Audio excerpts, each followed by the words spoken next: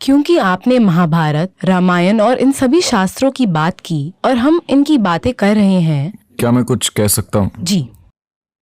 देखिए, हमें यह समझना होगा कि शास्त्र क्या है and what is a very organic way of writing our history. हमारे शास्त्र और इतिहास बहुत ही जीवंत तरीके से लिखे गए थे। एक महाकाव्य एक जीवंत रूप में लिखा गया इतिहास है ताकि ये आपके लिए हर समय मददगार हो। देखिए, आधुनिक तरीका इतिहास लिखने का, पश्चिमी तरीका ऐसा है, एक राजा आया, उसने इतने लोगों को मारा, उसने ये किया वो किया और मर गया। फिर अगला आया, उसने ये किया वो किया और मर गया। इसका आप क्या करेंगे?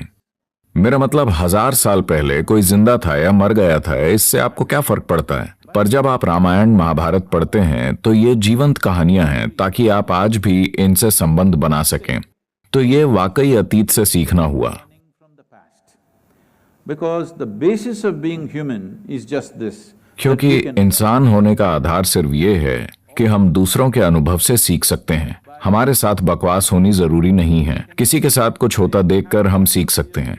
शायद वो 5000 साल पहले हुआ हो, तब भी उनका जीवन देखकर हम अपना जीवन ठीक कर सकते हैं। इसलिए बहुत ही जीवंत तरीके से लिखे गए इतिहास को शास्त्र नहीं माना जाना चाहिए। महाभारत या रामायण शास्त्रों जैसे नहीं हैं, वो सिर्फ कहानियां हैं।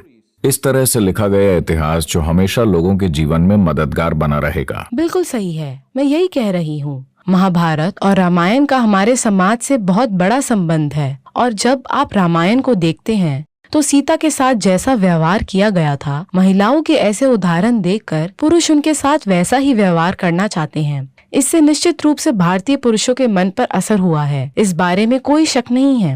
क्योंकि आपने कहा था कि ये चीजें हम अतीत से सीखते हैं और हमने उन पर नाटक बनाए हैं, उन्हें बहुत अच्छे से प्रस्तुत किया है, बड़े बूढ़े कविताएं सुनाते हैं, रोजाना ये कहानियां सुनाई जाती है।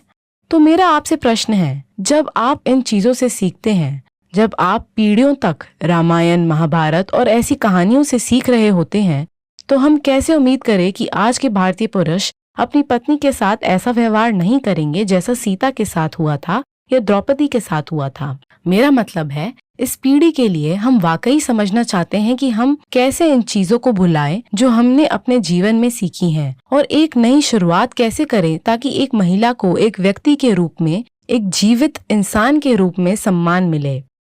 हम अपने बच्चों को ये कैसे सिखाएं? यही मैं सीखना चाहती हूँ। मैं महिलाओं से पूछता हूँ, क्या वो खुद के साथ सीता जैसा बर्ताव किया जाना पसंद करेंगी? मैं आपको समझाता हूँ। मान लीजिए कि आप उत्तर प्रदेश में रहती हैं। आज नहीं, 5000 साल पहले, और एक आदमी ने श्रीलंका से आकर आपका अपहरण कर लिया। क्या आप एक ऐसे शख्स को पसंद करेंगी जो आपको खोजने के लिए श्रीलंका जाएगा, या वहीं किसी दूसरे से शादी कर लेगा क्योंकि वो राजा था? मैं आपसे पूछ रहा हूं कि आप जीवन में कैसा आदमी चाहती हैं?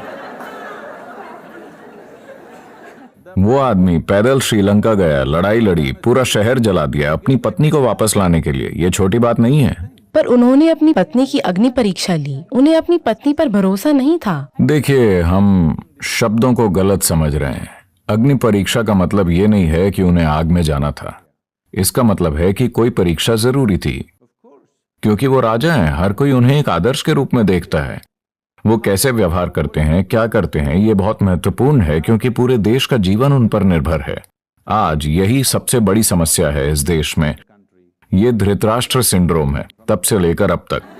ठीक है, तो वो उन दिनों में एक मिसाल कायम कर रहे थे। वो गर्भवती थीं, फिर भी मतलब है कि उनके बेटे पेट में हैं। राजा के लिए बेटे महत्वपूर्ण होते हैं क्योंकि ये एक साम्राज्य है, पर फिर भी वो उन्हें जंगल भेज देते हैं क्योंकि वरना देश में परेशानियां होंगी।